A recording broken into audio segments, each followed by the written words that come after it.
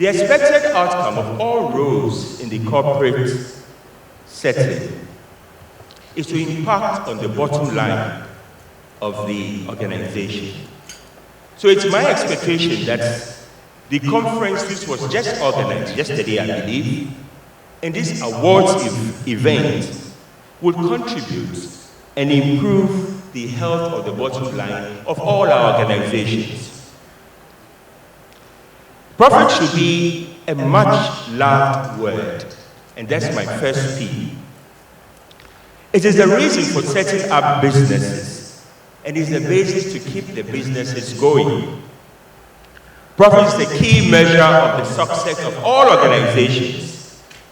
And as HR professionals, you must show a clear linkage, connection between your roles and profit. It's not surprising that the nomenclature is moving from HR, from human resource to human capital. For capital must show dividend, and the connection between the two must be clear. The main factors that drive profit are capital, technology, and people. But it is people which is the active factor of the lot. The people determine the success or failure of your business. Every part of the business boils down to people. The value of the people is dependent on the culture of the organization. And culture is typically the way things are done in the organization. And all of this involves you as HR personnel. Whether as consultants, as partners, as managers, as executives, the business looks to you for leadership in cultivating and harnessing this critical resource we refer to as people. This places you in the heart of management and considerable weight on your shoulders. I have addressed the centrality of profits in corporates and the position of people in that context. But maybe we should be talking about the third P, which is purpose. Purpose is an expression of the obvious to say that the purpose of business is to make profit. But it's an expression of the ultimate to say that the purpose of business is to keep people satisfied. And this is greater than profits because it includes, improves, justifies, and drives profit. A sense of purpose contributes to employee well-being, and it leads to increased productivity. The Mercer Global Talent Trends reports that 75% of thriving employees say that their company has a strong sense of purpose that resonates with their personal values. Purpose is reflected in values and the strategy of the organization. But distinguished ladies and gentlemen, the theme which we have is well chosen, and it weaves around my 3 Ps of profit, people, and purpose. We live in a business environment which is dynamic and is now not enough to thrive. We must seek to survive. The recent news of Thomas Cook is ample evidence of this. This is a company which for so many years was synonymous to tourism. A thriving business passed from one generation to the other for over 150 years, failed to survive in the hands of the current generation. The 2 main influences of the current business environment are the millennial workforce and the adoption of digitization and smart technology at the workplace. These 2, more than any other, require agility at the workplace. Traditional methods of HR strategies and practices would no longer work. The new approach should be equally agile and adaptive. But I do not intend to preach to the converted. But let me volunteer 2 areas HR professionals can look to in responding to the emerging trends defining the current workplace environment. These are two very simple areas, and the areas C-suite will expect from their HR executives.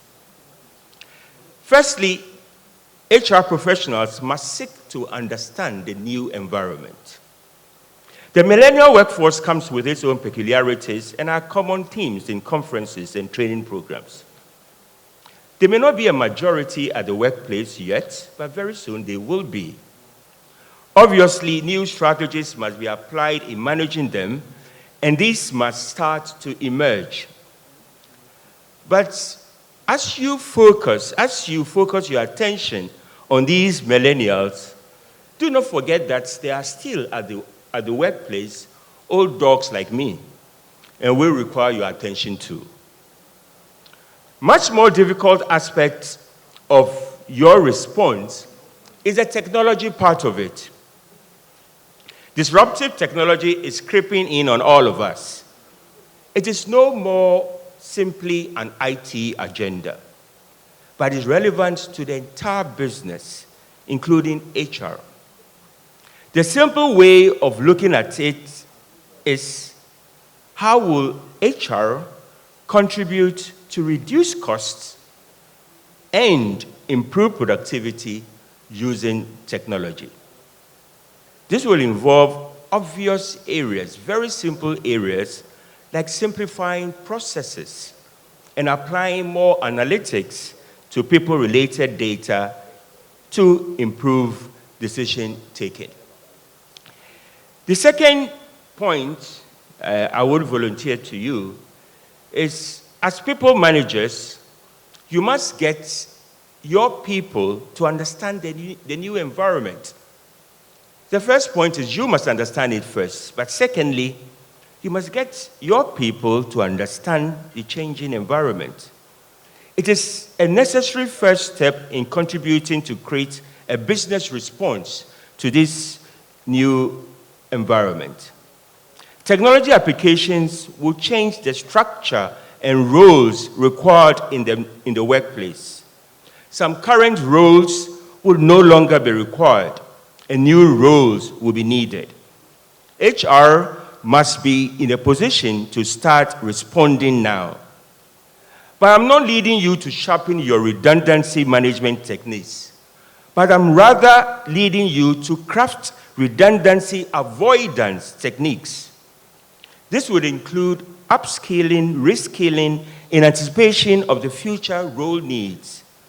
It will also involve recruitment practices aimed at individuals who can survive in the new workplace order. Another area of focus as we respond to the emerging new workplace should be focused on executive leadership. Executive leadership defines the business and have the greatest influence on it. You must have heard one of my favorite stories is a story about why Kodak died and Fujifilms survived. It's a story of how the destinies of two similar companies went in the opposite directions. Both of them were in the photography business, operating in a profitable and secure market. In the early 2000s, the market was faced with the disruptive development of the internet and mobile phone with cameras. Kodak saw the threats and responded by investing a lot more in the photography business. But it was already doomed. It was too late, and they failed to survive.